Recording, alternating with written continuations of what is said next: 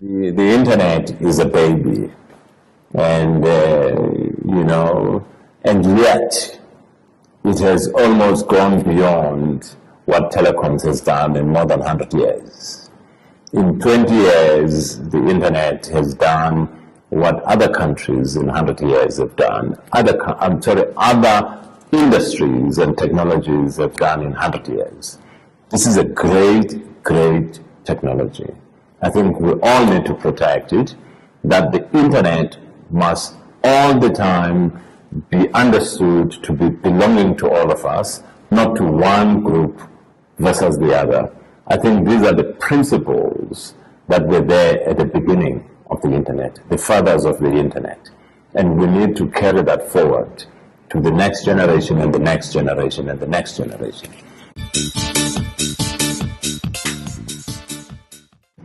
To roads, the first dial tone that connected this country to the internet.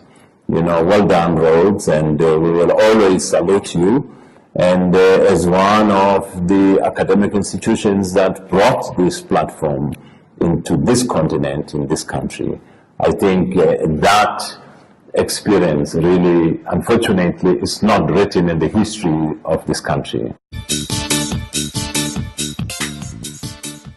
Internet Service Provider Association, Uniforum, Rhodes, these are institutions that I think need to be celebrated in this country for ensuring that the internet is what it is today. The fourth one, without really, because I'm related to it, which is Internet Solutions, again for building the Johannesburg Exchange as we know it, just here down the road here in Rosebank. That is where the first internet exchange point was, from a commercial now point of view. Now all these institutions were almost the foundation and the building block in ensuring that we should see the internet that we see today. I must also emphasize the African internet community.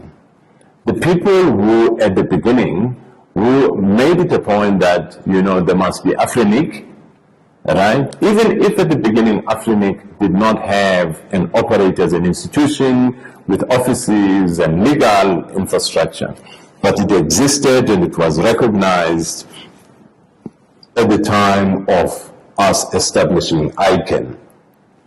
As an institution, that will be responsible for IP addresses in this region. And what happened was that most of our IP addresses were run by RIPE NCC in Europe, in Netherlands, and that's where a number of internet service providers and various institutions acquired their blocks from.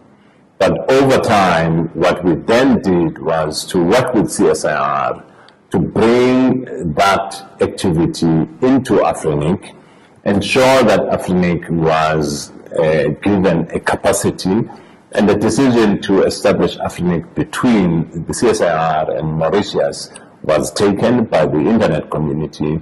That is how, for instance, Afrinic then almost had wheels and was able to function like any other organization of the similar nature in the world.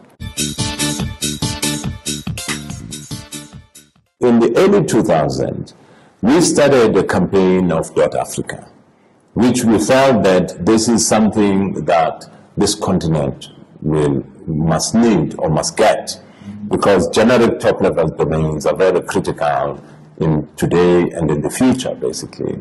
And therefore, I'm happy that even if this issue of .Africa is not yet completed, but the Uniforum community continued with this to try and talk to ICANN and bid to get .Africa as something that must be driven by us in this country and by the continent. Sometime in the early 2000s, I mean, there was a big debate in the country as to what is the best model around the internet, right? And a lot of people, I mean, there were different views basically as to how should the internet be governed. But I think, in my view, for us to have ZACR, ZETNA, and DNS, we came out as the best model for the country because of separating these roles, because at all costs these roles must be separated. You know, the role of dispute resolution mechanism, in the same way as you see in ICANN, the role of, for instance, the ombudsman in dealing with dispute resolution mechanism, and also the technical community is a very important community that must work in tandem with, you know, those who make policy. If you look at ICANN in different way and structures of ICANN, I think as a country, you know, having this multi-stakeholder model is what actually will drive the future of the internet, is what we have today. But we need to make it a point that civil society and private sector, academia, the technical community, and government, all of them are equal. They all operate on equal footing in as far as the multi-stakeholder model. These are the founding principles of the internet. There is no one who is above the other in as far as internet is concerned, and the way in which internet has to be governed from today into the future and from today into the past. So these are critical issues that the fathers of the internet talk about all the time, that the spirit of the internet is based on this, you know, multi-stakeholder model of governance. It's very important, therefore, as a community that, you know, we should keep this spirit, because this, at the beginning of the internet, this was the purpose, that the internet must be a platform that is not governed by no one, but it's a platform that all of us have a say in it. Now, at the time of establishing ZETNA and ZACR, this was not clear to many people. I mean, a lot of people thought that this is going to be, you know, on top of one another. But I think over time, people have realized that institutions like these are critical in society, in particular in dealing with issues of names and dispute, and in the way in which some of the content issues of the internet are dealt with. I still believe that we need to strengthen the community arm, basically, that there should be structures of community, there should be structures of society in dealing with internet issues, so that there is a dynamic relationship or communications between your ZETNA, your ZACR, and society, or private sector, or communities, or academia, or technical community. I think we're still lacking there, because some of these structures are not necessarily active in as far as this dialogue in terms of the future of the internet or issues that confront society today, whether those issues are issues of cybersecurity or issues of pornography or issues that generally confront society. The issues of the internet governance almost have been elevated to a level which has gotten attention to heads of state. Not because this has not been there during WSIS. If you remember, when we were preparing to go to WSIS in Tunisia and in Geneva, the issues of the internet came. That is why, you know, IGF, Internet Governance Forum, was born, and the Internet Governance Forum has been meeting every year to try and keep this debate going forward. But I think what has happened in the last 3 years is very interesting. I mean, since Snowden revelations, about mass surveillance, a lot of heads of state in the world started to say, this thing called the internet is serious. We really need to take a look at it. And we need to understand exactly what is happening. But the fundamental issue was that The internet must be used for peaceful purposes. The internet must be used for purposes of ensuring that we can exchange information, for learning, for other things. The internet must never be used as a place for combat, as a place for war, as a place for conflict, as a place for all such things. All right? So there was a body that was created, which was a panel of a different number of people, which was chaired by President from Estonia, which I was fortunate to be part of, to look at the future governance of the internet. I mean, you can have a look at that on the internet, you know, a global internet governance panel and mechanisms. You will see what we say and the models we suggest at a local, at a national, at a level of regional level, and at a global level as to how should the internet be governed. Following that, President Dilma Rousseff convened a meeting in Brazil, which was called Net Mundial Initiative, which again was to debate the issues of internet governance. I was fortunate again to be one of the 4 co-chairs of that event. And that event came up with a statement of Net Mundial statement, which again I would advise people to go and have a look at. But subsequent to that, what we have now established at a global level is what we call the Net Mundial Initiative, where there's Net Mundial Council. And again, the internet, I mean, if you go to netmundial.org or Net Mundial Initiative, you will see all what I'm talking about that defines how the world of the internet should work, how the world of internet governance should work, and how should stakeholders, all stakeholders must be able to coordinate between each other.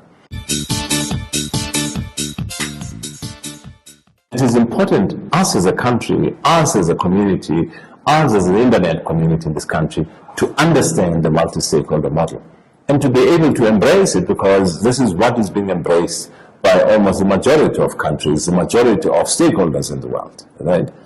And I must say, though, that there is a community that talks about, you know, multilateralism, I mean, which is, in my opinion, I can state it now very clearly that, you know, this is a model, in my view, that a lot of people have expressed views in the world that it cannot work in the way in which the internet has to be governed.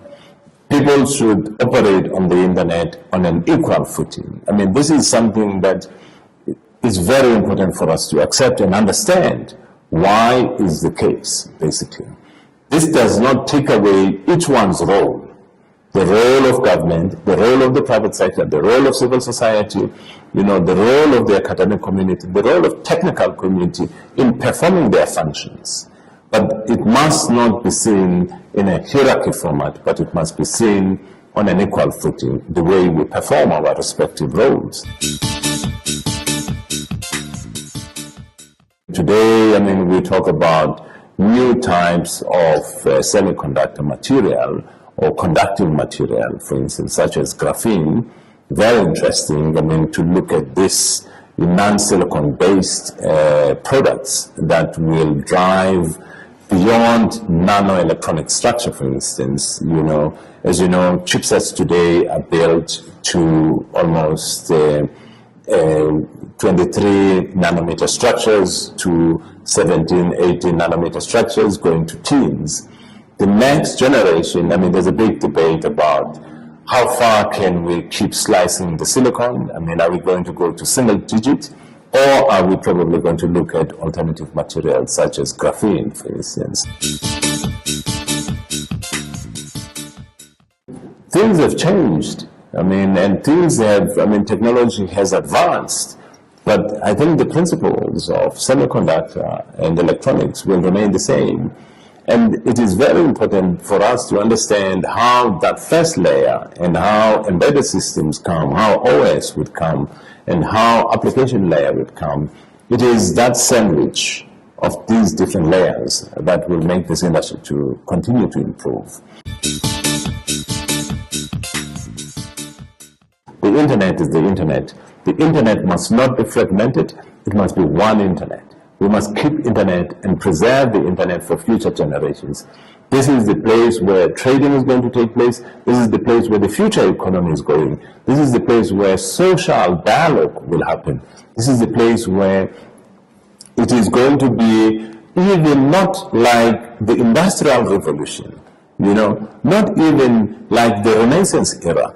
It is going to change the way society, the way 7 billion people and 50 billion things and more are able to interface with us. And therefore, we need to preserve the internet. We need to preserve what the internet is in order for us to be able to go to that future. If we don't do that, if we want to fragment the internet, we will destroy the future of the world's economy, because the future of the world's economy is going to be internet-based.